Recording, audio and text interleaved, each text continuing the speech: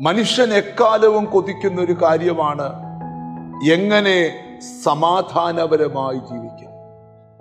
യേശുക്രിസ്തുവിന്റെ ഗിരിപ്രഭാഷണത്തിൽ യേശു പറഞ്ഞു, സമാധാനം ഉണ്ടാക്കുന്നവർ ഭാഗ്യവാന്മാർ, അവർ ദൈവത്തിന്റെ പുത്രന്മാരെന്ന് വിളിക്കപ്പെടും.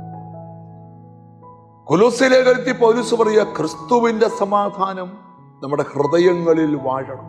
അപ്പൊ നമ്മളിൽ സമാധാനം വാഴണം, നമ്മൾ സമാധാനം ഉണ്ടാക്കുന്നവരാണ്. എന്നാൽ എങ്ങനെയാണ് ഒരു വ്യക്തിക്ക് മഹാസമാധാനം ലഭിക്കുന്നത്? നമുക്ക് 119 സങ്കീർത്തനത്തിന്റെ 165 വാക്യം, ന്യായപ്രമാണത്തോട് പ്രിയമുള്ളവർക്ക് മഹാസമാധാനമുണ്ട്. 3 കൂട്ടരെ ഞാൻ ഈ വചനം പറയുമ്പോൾ ആത്മക്കണ്ണുകളിലൂടെ കാണുക. ഒട്ടും സമാധാനമില്ലാത്ത 2 അല്പാൽപ സമാധാനങ്ങൾ പ്രാപിക്കുന്നത്. എന്നാൽ ഈ അവസ്ഥയിൽ നിന്ന് ദൈവം നിന്നെ പുറത്തെടുക്കാൻ പോവുക, ഒരു പൂർണ്ണ സമാധാനം.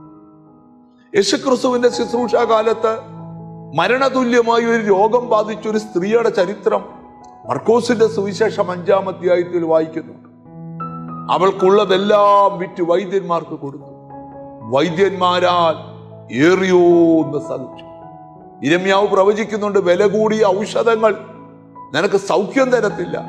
ഗിലെയാദിൽ തൈലമില്ലയോ, ഗിലെയാദിൽ വൈദ്യനില്ലയോ, ഗിലെയാദിലെ സുഗന്ധ തൈലം വാങ്ങുവീൻ. ഏതാണ് ഗിലെയാദിലെ വൈദ്യൻ? അത് യേശുക്രിസ്തുവാണ്. ആ ഗിലെയാദിലെ സുഗന്ധ തൈലം ഏതാണ്? നിനക്ക് ലഭിക്കുന്ന രോഗശാന്തിയാണ്.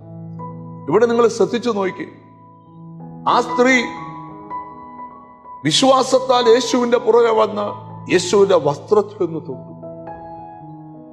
മരണതുല്യമായി അവിടെ രോഗം ആ തൊടിയിൽ സൗഖ്യമായി.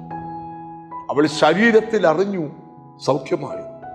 യേശു അവളോടൊരു കാര്യം പറയുക, ബാധയൊഴിഞ്ഞ് സ്വസ്ഥയായിരിക്കാം. കണ്ടോ, അവളോട് ദൈവം പറയുകയാണ്, ബാധ നിന്നെ ഒഴിഞ്ഞിരിക്കുന്നു, സമാധാനത്തോട്. ഇവിടെ വചനം പറയുകയാണ്, മഹാസമാധാനം ഒരാൾക്ക് ലഭിക്കുന്ന എവിടാ? സമാധാനം ലഭിക്കുന്നത് യേശുവിന്റെ അടുക്കൽ വരുമ്പോൾ. മഹാസമാധാനം ലഭിക്കുന്ന യേശുവിന്റെ അടുക്കൽ വന്നിട്ട് യേശുവിന്റെ വചനത്തോട് പ്രിയപ്പെടുമ്പോൾ. ആര് ദൈവവചനത്തോട് പ്രിയപ്പെടുന്നോ അവർക്ക് മഹാസമാധാനമുണ്ട്.